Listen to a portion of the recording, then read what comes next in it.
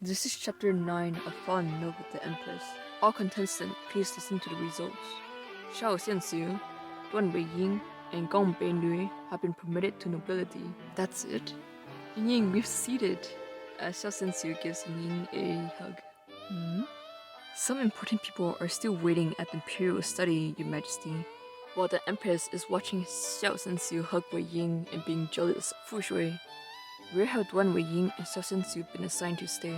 Responding as per Your Majesty's question, they've been assigned to Concubine Xianxue's palace.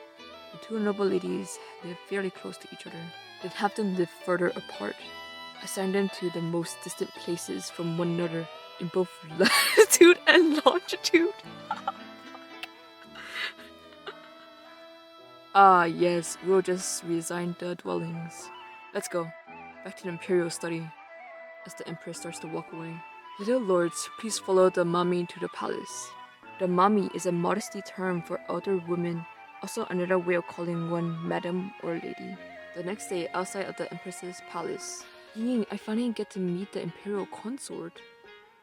Are you sure I'll get noticed by wearing this?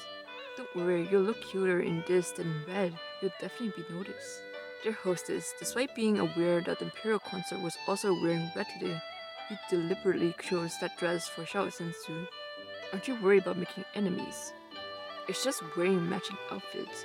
No worries. No worries. The power of the storyline sure causes a lot of trouble. Look how much Xiao Qianxue is swooning over the Imperial Consort. If there aren't any misunderstanding between the two, then perhaps Xiao Qianxue won't need to walk down the wrong path. Then wouldn't that mean my mission would be smooth sailing? I knew it. Ying, I think that Concubine Shu and Gong Beinu coming. And she is correct, the concubine and the lady are walking towards Weiying and Xiao Qianxue. I was wondering who is wearing such eye-catching clothes. Turns out it's our sick friend. Aren't you worried that you would give the illness to other people? Beinu, be careful with your words. You're no longer the person you were before. There's no need to figure with someone of a different rank. Concubine Shu, what do you mean by that? As Xiao Qianxue is defending Weiying's honor, Weiying touches Xiao Qianxue's shoulder. Qianxue, Concubine Shu didn't say that on purpose.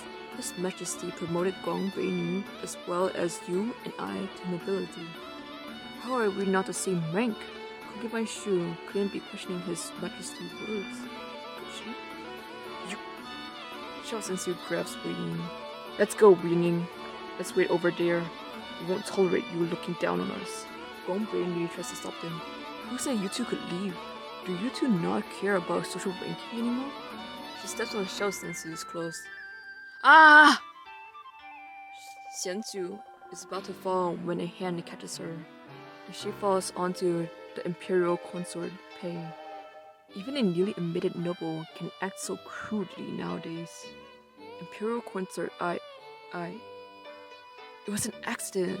Noble Lady Duan clearly knew that you liked red, yet chose to wear something so similar to yours.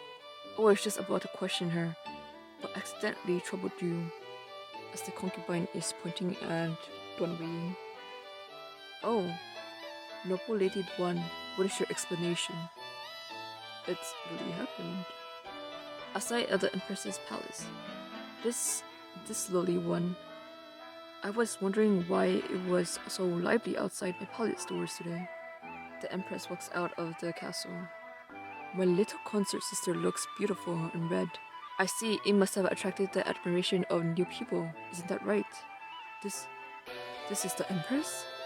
The Empress is right.